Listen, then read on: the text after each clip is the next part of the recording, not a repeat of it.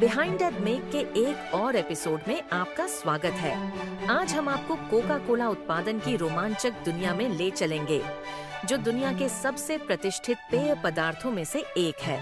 हम इस ऐतिहासिक पेय के पीछे की कारीगरी और इतिहास को उजागर करेंगे। शुरू करने से पहले हमारे वीडियो को लाइक करें, चैनल को सब्सक्राइब करें और नोटिफिकेशन बेल दबाएं, ताकि आप हमारे नए एपिसोड कभी मिस न करें। तो आइए बिना देर किए शुरू करते हैं। कोका कोला की कहानी 1966 में अटलांटा, जॉर्जिया से शुरू हुई, जब एक फार्मासिस्ट जॉन पेम्बरटन ने एक ऐसा उपचार बनाने की कोशिश की जो सिरदर्द से राहत देने के साथ साथ ताजगी भी प्रदान करे। उन्होंने विभिन्न सामग्रियों के साथ प्रयोग किया और पौधों के अर्क, कैरामेल रंग और एक गुप्त फॉर्मूला से एक सिरप तैयार किया। इसे शुरुआत में पेम्बरटन्स फ्रेंच वाइन कोका कहा गया, लेकिन जल्द ही यह दुनिया भर में लोकप्रिय हो गया और कोका कोला के रूप में प्रसिद्ध हुआ। शुरुआत में इस सिरप को सोडा पानी के साथ मिलाया जाता था, जिससे एक कार्बोनेटेड पेय तैयार होता, जिसे ग्राहक पसंद करते थे।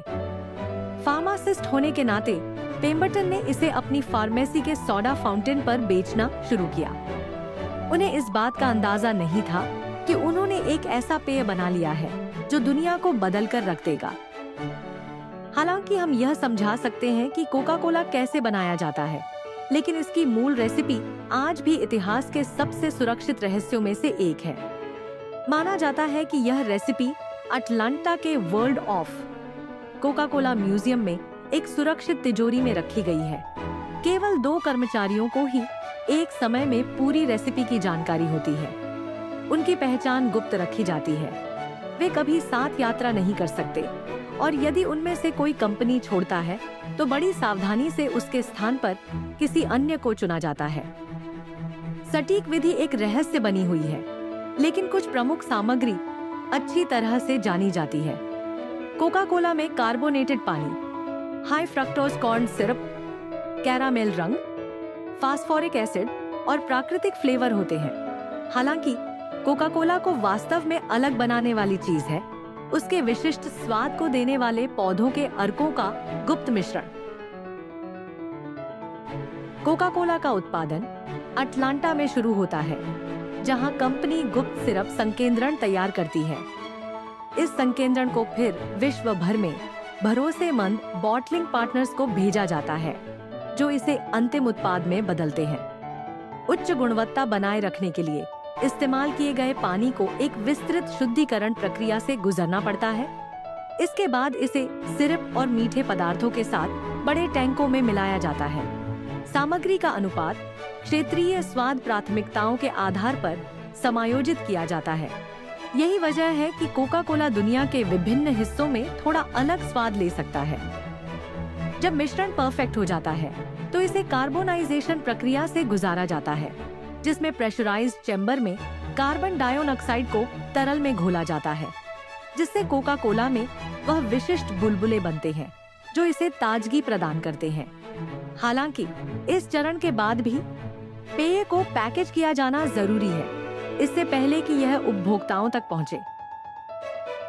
कोका कोला की बोतलों का अपना एक अलग इतिहास है। पहली कांच की बोतल 1999 में पेश की गई थी और तब से इसका डिजाइन कई बदलावों से गुजरा है। आधुनिक करवी बोतल, जो 1557 से लगभग अपरिवर्तित है, दुनिया भर में तुरंत पहचानी जाने वाली प्रतीक बन गई है। कांच की बोतलों के अलावा कोका कोला अब प्लास्टिक बोतलों और एल्यूमीनियम कैनों में भी पैक किया जाता है। कार्बोनेट होने के बाद पेय उच्च गति वाली बॉटलिंग लाइनों में जाता है, जहां स्वचालित मशीनें प्रत्येक कंटेनर को सटीक रूप से भरती हैं। ये प्रक्रिया सुनिश्चित करती है कि हर बोतल या कैन में सही मात्रा में तरल हो और जाग के लिए पर्याप्त जगह बनी रहे। सीलिंग और कैपिंग के बाद लेबलिंग मशीनें कोका कोला की प्रतिष्ठित ब्रांडिंग लगाती हैं। वितरण से पहले पेय कड़े गुणवत्ता नियंत्रण जांच से गुजरते हैं। कोका कोला की स्थिरता के प्रति प्रतिबद्धता सुनिश्चित करती है कि हर बोतल और कैन स्वाद, कार्बोनेशन और सुरक्षा के सख्त मानकों पर खरी उतरे। इसमें संवेदी मूल्यांकन, सूक्ष्म जांच और उन्नत परीक्षण शामिल है, ताकि उपभोक्ताओं को हमेशा वही बेहतरीन स्वाद मिले जिसकी वे अपेक्षा करते हैं। और यही है कोका कोला बनाने की प्रक्रिया। अटलांटा में तैयार की गई एक गुप्त सिरप से लेकर एक वैश्विक रूप से पहचानी जाने वाली पेय तक, जिसे अरबों लोग पसंद करते हैं। अगली बार जब आप कोका कोला की कैन या बोतल खोलें, तो हर घूंट में समाहित शिल्प, विज्ञान और इतिहास को सराहने के लिए एक पल लीजिए। अगर आपको कोका कोला बनाने की इस अंदरूनी जानकारी का वीडियो पसंद आया हो, तो अधिक रोचक जानकारी के लिए लाइक, शेयर और सब्सक्राइब जरूर करें। देखने के लिए धन्यवाद। अगले वीडियो में मिलते हैं।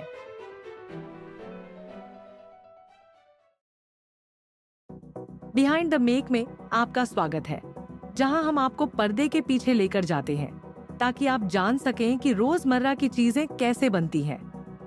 आज हम टायर निर्माण की अद्भुत दुनिया में गोता लगाएंगे, एक प्रक्रिया जिसने परिवहन को क्रांतिकारी रूप से बदल दिया और जो हमें हर दिन चलते रहने में मदद करती है। कच्चे सामग्री जैसे रबड़, कार्बन ब्लैक और स्टील के चयन से लेकर आकार देना, क्यूरिंग और पैकेजिंग तक, हम उन कारीगरी और विज्ञान का खुलासा करेंगे जो उन टायरों के पीछे हैं, जो हमारे वाहनों का समर्थन करते हैं और हमारे विश्व को गति प्रदान करते हैं। लेकिन शुरू करने से पहले लाइक, सब्सक्राइब और उस नोटिफिकेशन बेल को दबाना न भूलें, ताकि आप कभी भी नया एपिसोड मिस न करें। अब आइए शुरू करते हैं। 1839 में चार्ल्स गुडायर ने रबर को वल्कनाइज करने की प्रक्रिया का पता लगाया, जिसने टायर निर्माण में क्रांति ला दी। उनकी यह खोज एक विकास की श्रृंखला की शुरुआत बनी, जिसके परिणामस्वरूप 20वीं सदी की शुरुआत में हवा से भरे टायरों का निर्माण हुआ। आज दुनिया भर के कारखानों में हर साल 250 मिलियन से अधिक नए टायर बनाए जाते हैं। टायर के बड़े पैमाने पर उत्पादन से पहले इंजीनियरों द्वारा इसके संरचना को डिजाइन और परीक्षण करने के लिए विशेष सॉफ्टवेयर का उपयोग किया जाता है। ये सॉफ्टवेयर टायर के ट्रेड और अन्य डिजाइन विशेषताओं के प्रदर्शन का अनुकरण करता है। ये टायर की 3D रंगीन छवि उत्पन्न करता है और ये गणना करता है कि विभिन्न दबाव कैसे डिजाइन की मजबूती को प्रभावित करेंगे।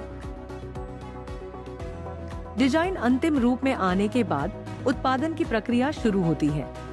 एक आधुनिक टायर 10 से 15 घटकों से बना होता है, जिसमें प्राकृतिक और सिंथेटिक रबड़, रासायनिक तत्व और कार्बन ब्लैक शामिल होते हैं। इन सामग्रियों को रेल द्वारा फैक्ट्रियों में भेजा जाता है, जहां इन्हें आवश्यकता अनुसार संग्रहित किया जाता है।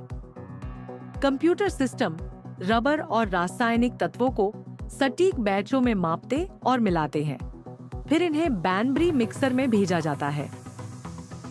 इस मशीन में 2 आपस में जुड़ी रोटर्स होती हैं, जो मिश्रण को गूंथने और शीयर करने का काम करती हैं, जिससे सामग्री आपस में मिल जाती है। मिक्सिंग शुरू होने से पहले बैनब्री मिक्सर चैम्बर को गर्म किया जाता है, ताकि रबर को नरम किया जा सके, जिससे वह अधिक लचीला हो जाता है।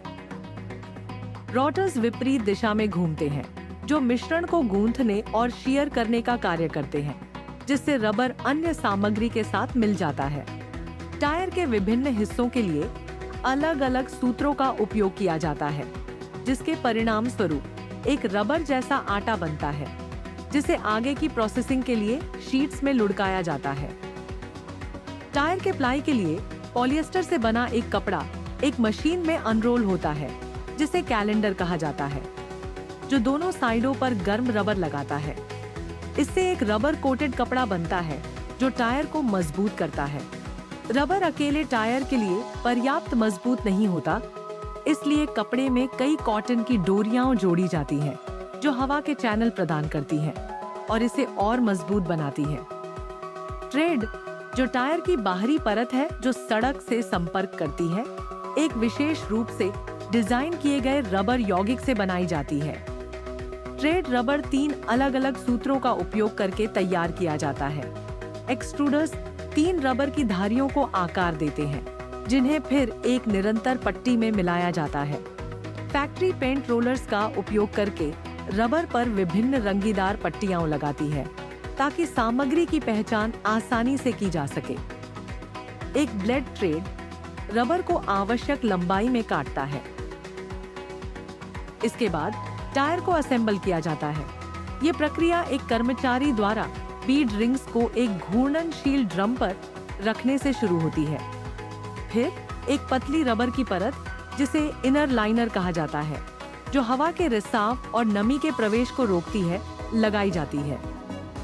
यह लाइनर टायर की सही इन्फ्लेशन को बनाए रखने में भी मदद करती है।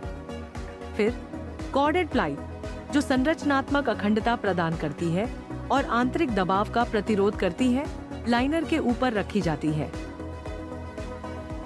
इसके बाद बीड्स, जो टायर को ताकत और आकार प्रदान करते हैं, जोड़े जाते हैं। फुलाए गए ब्लेडर्स रबर को दोनों तरफ बीड्स के चारों ओर लपेटते हैं और एक बार प्रक्रिया पूरी होने पर वे संकुचित हो जाते हैं। फिर रबर से बनी साइड वॉल्स लगाई जाती है, जो टायर की सुरक्षा और लचीलापन जोड़ती है। इन साइड वॉल्स में टायर के आकार, ब्रांड और अन्य आवश्यक विवरण भी होते हैं। इस बिंदु पर टायर की आंतरिक संरचना बन चुकी होती है।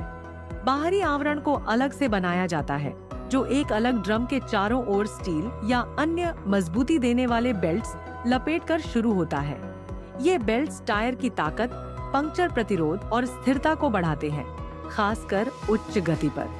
बेल्ट्स की संख्या और उनके कोण टायर के डिजाइन के अनुसार बदलते हैं। संगठित बेल्ट्स के ऊपर संकरे रबर स्ट्रिप्स लगाए जाते हैं, जिसमें एक कंप्यूटरीकृत प्रणाली का उपयोग यह सुनिश्चित करने के लिए किया जाता है कि तनाव समान रूप से वितरित हो। इसके बाद टायर के बाहरी भाग पर ट्रीड, सड़क से संपर्क करने वाला हिस्सा जोड़ा जाता है, जिससे टायर का संपूर्ण निर्माण पूरा हो जाता है। आंतरिक और बाहरी हिस्सों को एक ट्रांसफर रिंग के माध्यम से जोड़ा जाता है और संकुचित हवा का उपयोग टायर को फुलाने के लिए किया जाता है, जिससे सभी परतें एक साथ जुड़ जाती हैं। अब टायर को ग्रीन टायर के रूप में जाना जाता है, जो एक अपरिपक्व टायर है जिसमें ट्रीड पैटर्न नहीं होता है। 1909 तक टायर असेंबली हाथ से की जाती थी।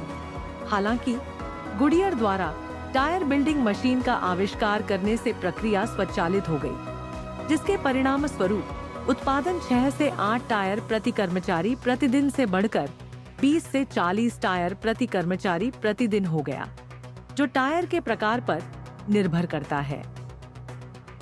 ग्रीन टायर को फिर एक बड़े मोल्ड में रखा जाता है ताकि उसे क्योर किया जा सके। यह मोल्ड एक विशाल क्लैम के जैसा दिखता है, जो खुलता है और अंदर एक लचीला बैलून, जिसे ब्लैडर कहा जाता है, दिखाई देता है। जैसे ही मोल्ड बंद होता है, ब्लैडर में भाप भर जाती है, जिससे यह फैलता है और टायर का आकार लेता है। भाप टायर को 230 डिग्री फ़ारेनहाइट तक गर्म कर देती है और दबाव रबड़ को मोल्ड के जटिल डिजाइन में दबा देता है। इस क्योरिंग प्रक्रिया के दौरान रबर वल्कनाइजेशन, विकृत रासायनिक प्रक्रिया से गुजरता है, जो इसे चिपचिपी और कमजोर सामग्री से मजबूत और लचीले पदार्थ में बदल देती है। क्योरिंग प्रक्रिया के बाद किसी भी अतिरिक्त रबर को ट्रिम कर दिया जाता है, जिससे एक साफ और स्मूथ ट्रेड सतह मिलती है।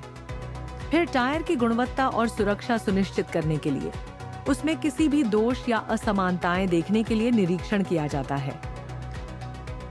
जब एक नया टायर डिजाइन तैयार किया जाता है, तो उत्पादन लाइन से कई टायरों को नष्ट करने के परीक्षण के लिए लिया जाता है।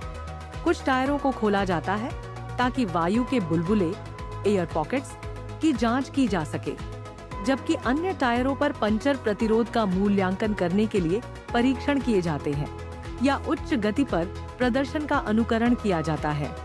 टायरों की मीलर माइलेज भी जांची जाती है, जहां उन्हें विभिन्न परिस्थितियों में धातु के ड्रमों पर घुमाया जाता है।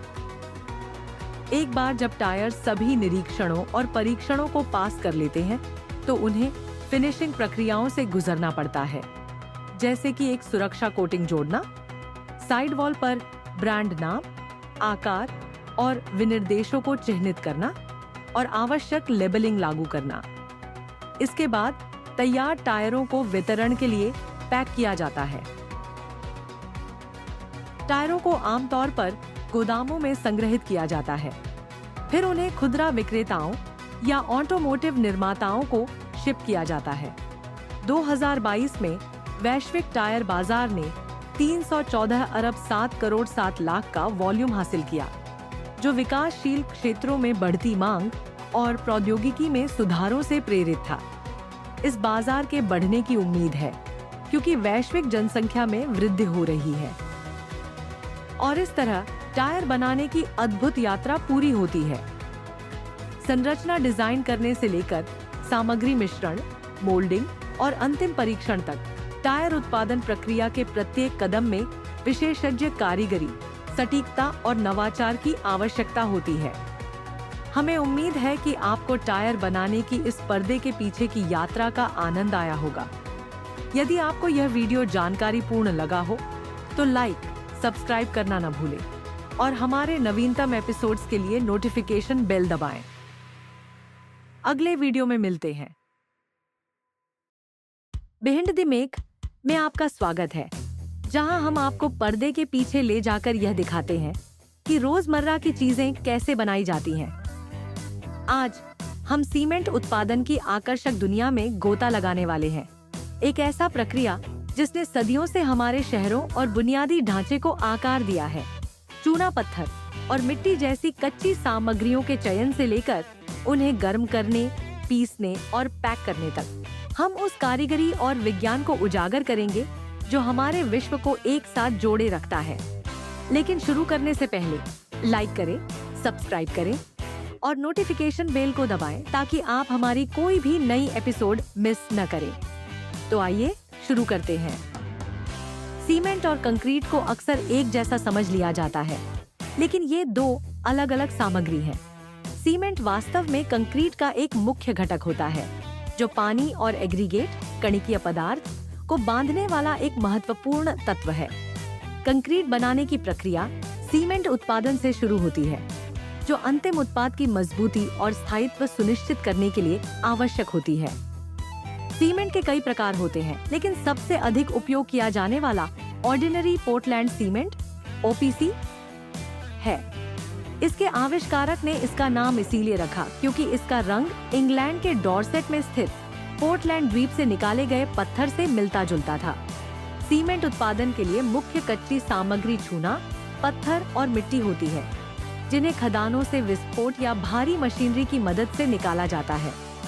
निकाले जाने के बाद इन कच्ची सामग्रियों को क्रशिंग प्लांट, पिसाई संयंत्र में ले जाया जाता है, जहां उन्हें छोटे टुकड़ों में तोड़ा जाता है और फिर सटीक अनुपात में मिलाया जाता है, जिसे रॉ मील, कच्चा मिश्रण कहा जाता है। इसके बाद इस रॉ मील कच्चे मिश्रण को एक मिल बड़े घूर्णन सिलेंडर में भेजा जाता है, जहां इसे बारीक पाउडर में पीसा जाता है। पीसने की प्रक्रिया से मिश्रण की एकरूपता बनी रहती है और बाद की रासायनिक प्रक्रियाओं की दक्षता बढ़ती है। इसके बाद पिसे हुए रॉ मील को प्रीहीटर टावर में गर्म किया जाता है, जहां भट्टी किल्न से निकलने वाली गर्म गैसें इसे गर्म करती हैं। इस प्रक्रिया में चूना पत्थर आंशिक रूप से विघटित होकर कैल्शियम ऑक्साइड चूना में परिवर्तित हो जाता है, जिसे कैल्सिनेशन दहन अपघटन प्रक्रिया कहा जाता है। प्रीहीट और प्री कैल्सिन किया हुआ यह रॉ मील फिर एक रोटरी किल्न, लंबा बेलनाकार भट्टी में प्रवेश करता है, जहां तापमान लगभग 1450 डिग्री सेल्सियस तक पहुंच जाता है। भट्टी किल्न के अंदर कच्ची सामग्री कई जटिल रासायनिक प्रतिक्रियाओं और सिंटरिंग एकीकरण प्रक्रिया से गुजरती है, जिससे अंततः छोटे संगमरमर के आकार के क्लिंकर नामक टुकड़े बनते हैं। क्लिंकर में कैल्शियम सिलिकेट्स, एल्यूमिनेट्स और फेराइट्स जैसे यौगिक होते हैं, जो सीमेंट की बांधने बाइंडिंग काज की विशेषताओं के लिए आवश्यक होते हैं। भट्टी से बाहर निकलने के बाद क्लिंकर को हवा की सहायता से तेजी से ठंडा किया जाता है, ताकि इसकी गुणवत्ता बनी रहे और अवांछित क्रिस्टल संरचनाओं का निर्माण न हो। इसके बाद ठंडे किए गए क्लिंकर को सीमेंट मिलों में बारीक पीसा जाता है, जहां इसमें जिप्सम और फ्लाई ऐश स्लैग या पोज़्जोलाना जैसे अन्य योजक एडिटिव्स मिलाए जाते हैं। जिप्सम विशेष रूप से महत्वपूर्ण होता है क्योंकि यह सीमेंट के जमने, सेट होने के समय को नियंत्रित करता है। सीमेंट के उत्पादन के बाद इसे विशेष प्रयोगशालाओं में कठोर रासायनिक और भौतिक परीक्षणों से गुजारा जाता है ताकि यह सुनिश्चित किया जा सके कि यह उद्योग मानकों को पूरा करता है। इन परीक्षणों में सफल होने के बाद सीमेंट कंक्रीट निर्माण इकाइयों तक पहुंचाने के लिए तैयार हो जाता है। कंक्रीट का अगला मुख्य घटक एग्रीगेट कणिकीय सामग्री है, जो अंतिम मिश्रण का लगभग 75% हिस्सा बनाता है। एग्रीगेट में बजरी, ग्रेवल और रेत सैंड दोनों शामिल होते हैं, जहां रेत बड़े बजरी कणों के बीच की खाली जगहों को भरकर मिश्रण को अधिक मजबूत और समान बनाती है। संतुलित अनुपात में मोटे और बारीक कणों वाला अच्छी गुणवत्ता का एग्रीगेट उपयोग करने से सीमेंट की आवश्यक मात्रा कम हो जाती है, जिससे यह प्रक्रिया अधिक लागत प्रभावी, कॉस्ट इफेक्टिव बनती है। कंक्रीट उत्पादन में एक और महत्वपूर्ण तत्व एडमिक्सचर मिश्रण योजक का उपयोग है। ये विशेष रसायन कंक्रीट के गुणों को विभिन्न तरीकों से सुधारते हैं। प्लास्टिसाइजर कंक्रीट की कार्यशीलता को बढ़ाते हैं, जिससे इसे आसानी से ढाला और लगाया जा सकता है, बिना अलगाव या अत्यधिक पानी के रिसाव के। एक्सीलरेटर्स जमने की प्रक्रिया को तेज करते हैं, जबकि रिटार्डर्स इसे धीमा करते हैं, जिससे पर्यावरणीय परिस्थितियों के अनुसार अधिक नियंत्रण प्राप्त किया जा सकता है। चूंकि कंक्रीट की तन्यता ताकत सीमित होती है, रासायनिक योजक और स्टेनलेस स्टील, ग्लास या कार्बन फाइबर जैसी मजबूत करने वाली सामग्री का उपयोग इसकी प्रदर्शन क्षमता और स्थायित्व को बढ़ाने के लिए किया जाता है। जब सभी कच्ची सामग्री तैयार हो जाती है, तो कंक्रीट उत्पादन प्रक्रिया शुरू होती है। पहला कदम होता है सीमेंट, एग्रीगेट, एडमिक्सचर और पानी की आवश्यक मात्राओं को ध्यानपूर्वक मापना, जो अंतिम उत्पाद की इच्छित मजबूती और विशेषताओं के आधार पर तय की जाती है। कंक्रीट मिक्स डिजाइन एक विशेष क्षेत्र है जो इन सामग्रियों के आदर्श अनुपातों का निर्धारण करता है, ताकि विशिष्ट संरचनात्मक आवश्यकताओं को पूरा किया जा सके। निर्माण संहिता, बिल्डिंग कोड भी विभिन्न प्रकार के निर्माण परियोजनाओं के लिए सही मिश्रण अनुपातों के लिए मार्गदर्शन प्रदान करती है। सामग्री मापने के बाद उन्हें समान मिश्रण बनाने के लिए अच्छी तरह से मिलाया जाता है। पारंपरिक रूप से ये काम फावड़ों का उपयोग करके एक समतल सतह पर मैन्युअली किया जाता था, लेकिन आजकल कंक्रीट मिक्सर का उपयोग इस प्रक्रिया को स्वचालित और तेज बनाने के लिए किया जाता है। मिश्रण के दौरान पानी को धीरे धीरे डाला जाता है, जो सीमेंट के साथ मिलकर एक पेस्ट बनाता है, जो एग्रीगेट्स को एक साथ जोड़ता है। इस प्रक्रिया को हाइड्रेशन कहा जाता है, जो गर्मी उत्पन्न करती है और समय के साथ यह प्रक्रिया जारी रहती है, जिससे कंक्रीट की मजबूती धीरे धीरे बढ़ती है। इस चरण में कंक्रीट की कार्यशीलता की जांच की जाती है और अगर आवश्यक हो तो अधिक पानी या सूखी सामग्री मिलाकर समायोजन किया जा सकता है। एक बार जब मिश्रण इच्छित स्थिरता तक पहुंच जाता है, तो उसे निर्माण स्थल पर भेजा जाता है और मोल्ड्स या फॉर्मवर्क में डाला जाता है। परियोजना के अनुसार कंक्रीट को सीधे डाला जा सकता है या पंप और कन्वेयर के माध्यम से परिवहन किया जा सकता है। ध्यान रखा जाना चाहिए कि सेग्रीगेशन, जब बड़े एग्रीगेट्स बाकी मिश्रण से अलग हो जाते हैं, से बचा जाए। स्थापना के बाद कंक्रीट को संपीड़ित किया जाना चाहिए ताकि हवा के झीले और रिक्त स्थान हटाए जा सके, जिससे अंतिम संरचना घनी और मजबूत बने। ये आमतौर पर वाइब्रेटर्स, टैंपिंग या रोलिंग का उपयोग करके किया जाता है। एक बार संपीड़ित होने के बाद कंक्रीट क्योरिंग प्रक्रिया से गुजरता है, जो एक महत्वपूर्ण प्रक्रिया है जिसमें उचित नमी और तापमान बनाए रखा जाता है ताकि हाइड्रेशन प्रक्रिया जारी रह सके। क्योरिंग को सतह को गीला रखकर या उसे क्योरिंग मेम्ब्रेन, प्लास्टिक शीट्स या कंबल से ढककर किया जा सकता है। क्योरिंग की अवधि कंक्रीट के प्रकार और इच्छित मजबूती के आधार पर भिन्न होती है, जो आमतौर पर कुछ दिनों से लेकर हफ्तों तक होती है। एक बार जब कंक्रीट पर्याप्त रूप से क्योर हो जाता है, तो फिनिशिंग तकनीकों का उपयोग किया जा सकता है, ताकि इच्छित सतह की बनावट और उपस्थिति प्राप्त की जा सके। इसमें समतल करना, लेवलिंग, ट्रोवेलिंग या सजावटी फिनिश लागू करना शामिल हो सकता है। अपनी लचीलापन, स्थायित्व और लागत प्रभाविता के कारण कंक्रीट दुनिया में सबसे अधिक उपयोग किया जाने वाला निर्माण सामग्री बना हुआ है। और यह था सीमेंट बनाने की अद्भुत यात्रा। कच्ची सामग्री निकालने से लेकर पीसने, गर्म करने और अंतिम परीक्षण तक कंक्रीट उत्पादन प्रक्रिया के हर चरण में विशेषज्ञता, सटीकता और नवाचार की आवश्यकता होती है। हमें उम्मीद है कि आपको सीमेंट बनाने की इस पर्दे के पीछे की झलक पसंद आई होगी। अगर आपको यह वीडियो जानकारीपूर्ण लगा हो तो कृपया लाइक करें, सब्सक्राइब करें और हमारे नवीनतम एपिसोड्स के अपडेट्स के लिए नोटिफिकेशन बेल को दबाना न भूलें। अगले वीडियो में मिलते हैं। बिहाइंड द मेक में आपका स्वागत है। आज हम यूरो बैंक नोट उत्पादन की रोमांचक प्रक्रिया का अन्वेषण करेंगे, जहां विशेषज्ञता और उन्नत सुरक्षा तकनीकों का अनूठा मेल देखने को मिलता है। उच्च गुणवत्ता वाले कॉटन पेपर से लेकर अत्याधुनिक प्रिंटिंग और गुप्त सुरक्षा विशेषताओं तक, हम यूरोप की मुद्रा के पीछे के रहस्यों को उजागर करेंगे। शुरू करने से पहले लाइक, सब्सक्राइब और नोटिफिकेशन बेल को हिट करना न भूलें, ताकि आप हमारी कोई भी नई एपिसोड मिस न करें।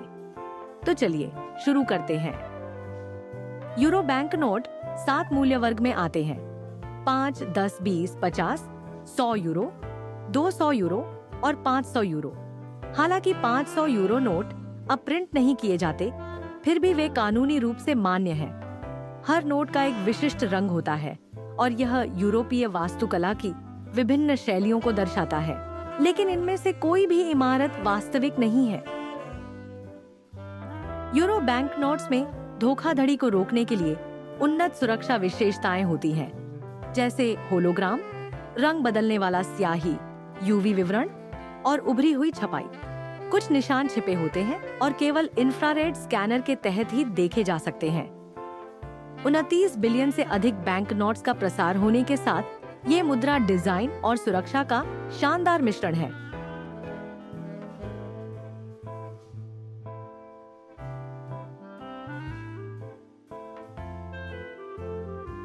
यह कागज से शुरू होता है। सामान्य कागज के विपरीत यूरो बैंक नोट्स शुद्ध कपास फाइबर से बने होते हैं, जो उन्हें एक अनूठी बनावट देता है और अधिक टिकाऊ बनाता है। कॉटन को प्रोसेस करके शीट्स में बदला जाता है, जो नोट्स के आधार के रूप में काम करती है।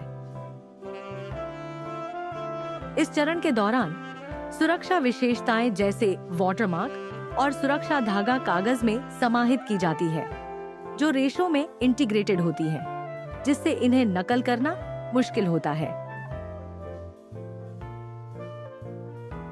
एक बार कागज तैयार हो जाने के बाद प्रिंटिंग प्रक्रिया शुरू होती है, जिसमें कई उच्च सुरक्षा तकनीकों का उपयोग किया जाता है। प्रिंटिंग का पहला कदम ऑफसेट प्रिंटिंग है, जिसमें मुख्य पृष्ठभूमि डिजाइन को दोनों ओर लागू किया जाता है, जिससे नोट के डिजाइन का आधार तैयार होता है, जिसमें जटिल पैटर्न और रंग होते हैं। इसके बाद आता है इंटैग्लियो प्रिंटिंग, जो बैंक नोट्स को उनका विशिष्ट एहसास देने के लिए उभरी हुई छपाई जोड़ता है। इस तकनीक का उपयोग महत्वपूर्ण तत्वों जैसे बड़े संप्रदाय के नंबर और वास्तुशिल्प आकृतियों के लिए किया जाता है। इन क्षेत्रों में गाढ़ा स्याही लगाया जाता है, जिससे एक ऐसा बनावट उत्पन्न होती है जिसे हाथ से महसूस किया जा सकता है। यह सुरक्षा बढ़ाता है और दृष्टिहीन व्यक्तियों को नोटों की पहचान करने में मदद करता है। एक बार बैंक नोट्स छापे और सुरक्षित किए जाने के बाद वे नंबरिंग स्टेज में जाते हैं। सीरियल नंबरों को लेटर प्रेस प्रिंटिंग के माध्यम से लगाया जाता है, जो उनकी मजबूती और घिसने के खिलाफ प्रतिरोध सुनिश्चित करता है।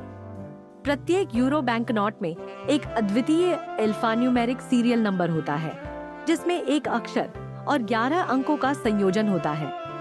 अक्षर उस देश का प्रतिनिधित्व करता है जो नोट जारी करता है, जबकि अंक ट्रैकिंग और सत्यापन के लिए एक अद्वितीय पहचानकर्ता के रूप में कार्य करते हैं।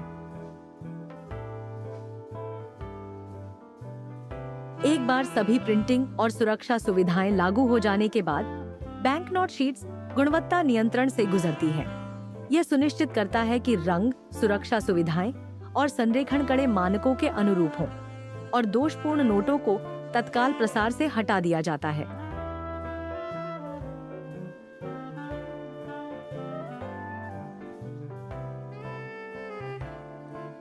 अंत में मुद्रित शीट्स को अलग अलग बैंक नोट्स में काटा जाता है, बंडल में स्टैक किया जाता है और सटीकता सुनिश्चित करने के लिए ध्यानपूर्वक गिना और सत्यापित किया जाता है। बैंक नोट्स को अंतिम निरीक्षण से गुजरना पड़ता है, जिसमें दोषपूर्ण नोट हटा दिए जाते हैं और नष्ट कर दिए जाते हैं। एक बार मंजूरी मिल जाने के बाद ढेरों को श्रिंक रैप किया जाता है और शिपमेंट के लिए लेबल किया जाता है।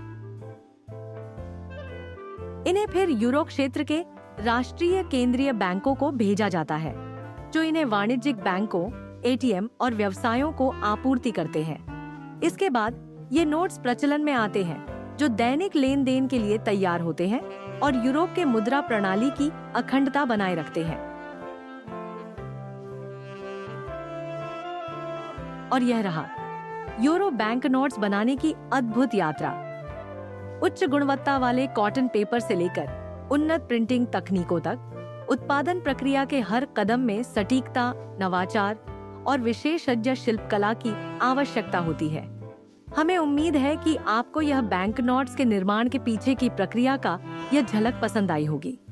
अगर आपको यह वीडियो जानकारीपूर्ण लगा हो तो लाइक, सब्सक्राइब और नोटिफिकेशन बेल दबाना न भूलें, ताकि आप हमारी नई एपिसोड से अपडेट रहें। अगली वीडियो में मिलते हैं। आज हम आपको KFC के क्रिस्पी सुनहरे चिकन की दुनिया में लेकर जा रहे हैं। एक फास्ट फूड आइकन जिसे दुनिया भर में करोड़ों लोग पसंद करते हैं। 11 गुप्त हर्ब्स और मसालों के मिश्रण से लेकर सटीक ब्रेडिंग, फ्राई करने और तैयारी की प्रक्रिया तक, हम उस कारीगरी और विज्ञान को उजागर करेंगे जो इसे बार बार खाने लायक बनाता है। लेकिन शुरू करने से पहले लाइक करें, सब्सक्राइब करें और नोटिफिकेशन बेल दबाएं, ताकि आप हमारी अगली रोमांचक कहानी मिस न करें। क्या आप जानते हैं कि KFC की मशहूर रेसिपी इतनी गुप्त है कि इसे एक वॉल्ट में सुरक्षित रखा गया है? KFC की शुरुआत जुड़ी है कर्नल हारलैंड सैंडर्स की अविश्वसनीय कहानी से, एक ऐसे व्यक्ति जिन्होंने अपनी दृढ़ता और दूरदर्शिता से एक साधारण फ्राइड चिकन रेसिपी को वैश्विक सनसनी बना दिया। उनकी जुनून, मेहनत और अनोखी सोच ने KFC को इतिहास की सबसे सफल फास्ट फूड चेन में बदल दिया। 1890 में हेनरीविल, इंडियाना में जन्मे सैंडर्स का बचपन कठिनाइयों से भरा था और परिवार की मदद के लिए उन्हें कम उम्र में ही स्कूल छोड़ना पड़ा। वर्षों तक उन्होंने खेती, कानून और बीमा बिक्री जैसे कई पेशे आजमाए, लेकिन कोई भी उन्हें स्थायी सफलता नहीं दिला सका। अपने 40वें दशक तक वह अब भी अपनी बड़ी सफलता की तलाश में थे। वह निर्णायक पल 1930 में आया, जब उन्होंने केंटकी के कॉर्बिन में एक छोटा सा गैस स्टेशन खोला।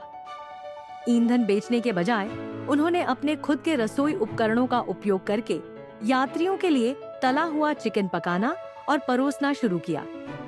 उनका चिकन तेजी से लोकप्रिय हुआ और 1936 तक उन्हें दक्षिणी व्यंजनों में उनके योगदान के लिए केंटकी कर्नल की मानद उपाधि से सम्मानित किया गया। हालांकि 1956 में एक नया हाईवे ट्रैफिक को उसके रेस्तरां से हटा ले गया, जिसके कारण उसे व्यापार को नुकसान में बेचने के लिए मजबूर होना पड़ा। 65 साल की उम्र में एक छोटे से सोशल सिक्योरिटी चेक और अपनी गोपनीय चिकन रेसिपी के अलावा उसके पास कुछ नहीं था। सैंडर्स ने हार मानने से इनकार कर दिया।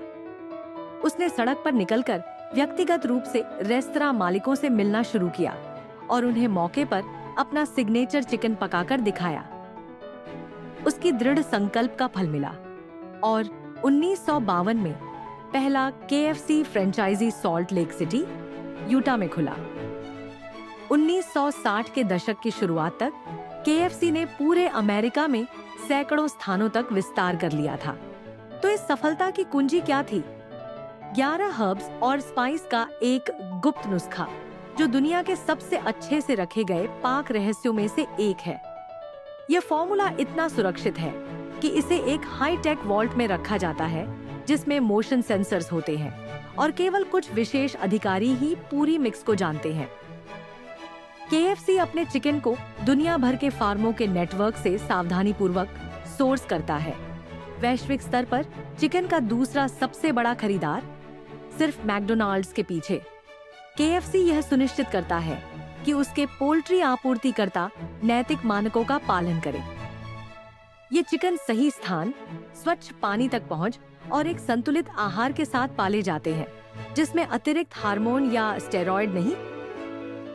KFC ने 2026 तक 100% केज फ्री चिकन में संक्रमण करने का वचन भी लिया है। 2024 तक US, U.K और कनाडा में उपयोग किए जाने वाले चिकन का लगभग 25% पहले ही इन मानकों को पूरा करता है। कंपनी अपने आपूर्तिकर्ताओं के साथ मिलकर स्थितियों को सुधारने पर काम करती है, जिसमें बेहतर प्रकाश, चबूतरे और पर्यावरणीय समृद्धियां शामिल हैं, जो प्राकृतिक व्यवहार को बढ़ावा देती है और तनाव को कम करती है। जैसे ही चिकन पूरा आकार प्राप्त कर लेते हैं, उन्हें प्रसंस्करण संयंत्रों में ले जाया जाता है, जहां उन्हें उच्च गुणवत्ता सुनिश्चित करने के लिए कई निरीक्षणों से गुजरना पड़ता है। प्रत्येक चिकन को एक नियंत्रित वातावरण में पूरी तरह से साफ किया जाता है और संदूषण को रोकने के लिए स्वच्छता उपायों को लागू किया जाता है। इसके बाद चिकन को मानक भागों में काटा जाता है: छाती, जांग, पंख और ड्रमस्टिक सटीक प्रौद्योगिकी का उपयोग करके, ताकि सभी स्थानों पर समानता बनी रहे। फिर इन टुकड़ों को ठंडा किया जाता है, न कि फ्रीजर में, ताकि उनका प्राकृतिक स्वाद और बनावट बरकरार रहे। KFC किचन में पहुंचने पर चिकन को एक सावधानी पूर्वक तैयारी प्रक्रिया से गुजरना पड़ता है, ताकि वह उस सिग्नेचर क्रिस्पी और जूसी बनावट को प्राप्त कर सके, जिसे ग्राहक पसंद करते हैं।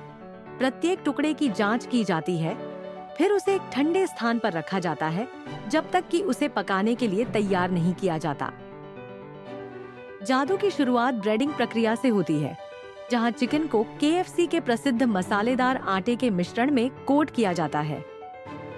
समान रूप से कोटिंग सुनिश्चित करने के लिए प्रत्येक टुकड़े को पहले ठंडे पानी में डुबोया जाता है, फिर उसे आटे के मिश्रण में लपेटा जाता है। इसके बाद आटे को चिकन के चारों ओर 7 गुना विधि से मोड़ा जाता है, जिससे एक परफेक्टली समान परत बनती है। ब्रेडेड चिकन फिर प्रेशर फ्राइंग के द्वारा पकाया जाता है, जो एक तकनीक है जिसे कर्नल सैंडर्स ने 1940 के दशक में शुरू किया था।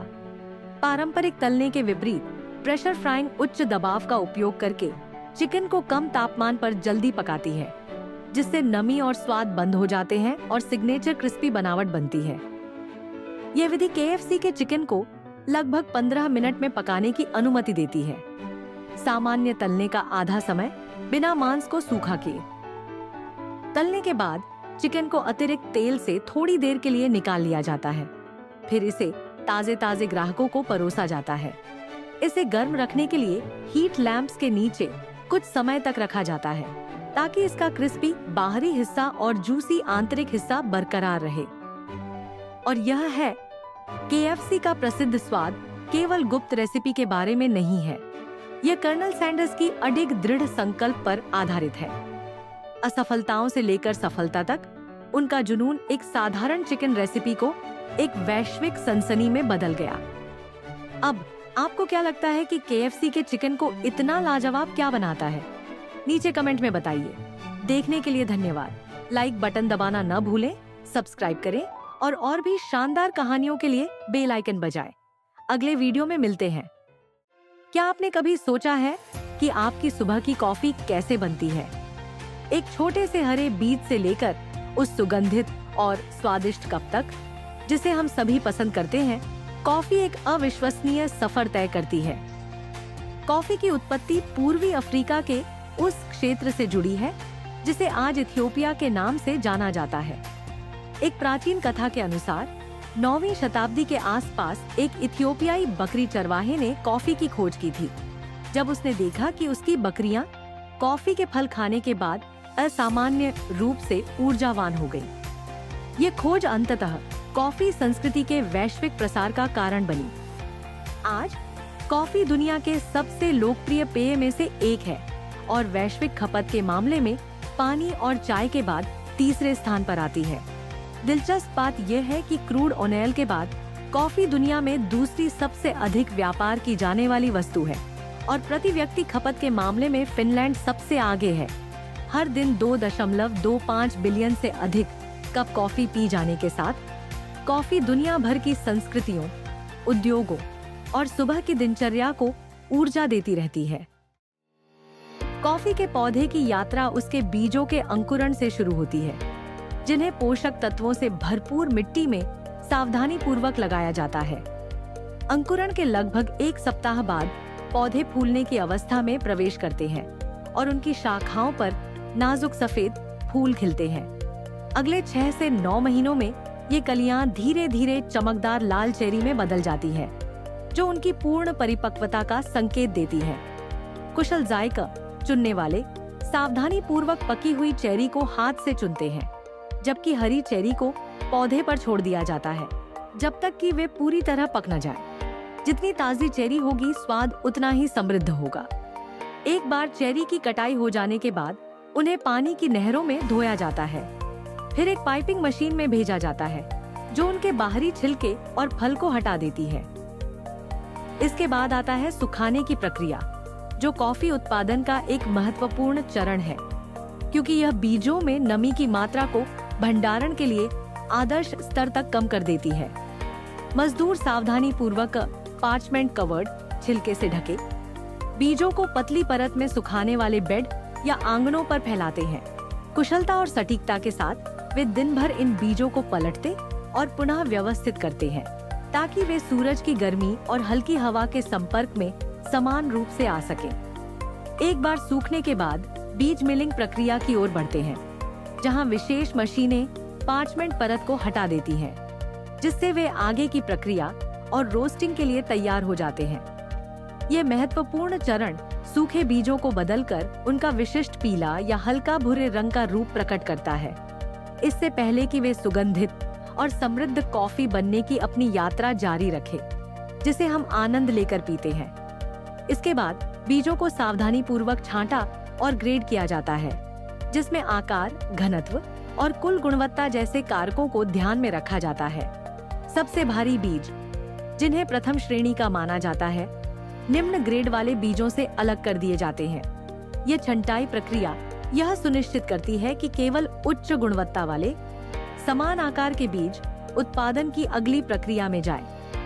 छंटाई के बाद बीजों को आमतौर पर बैग में पैक करके नियंत्रित वातावरण में संग्रहित किया जाता है, ताकि उनकी ताजगी बनी रहे जब तक कि वे रोस्टिंग के लिए तैयार न हो जाए। इस अवस्था में इन्हें ग्रीन कॉफी बीन्स कहा जाता है। हालांकि इनका रंग गहरा हरा नहीं होता, बल्कि हल्का या पीले हरे रंग का होता है। इन सावधानी पूर्वक चुने गए बीजों को अब रोस्टिंग प्रक्रिया के लिए तैयार किया जाता है, जहां उनके समृद्ध स्वाद और सुगंध पूरी तरह से विकसित होंगे।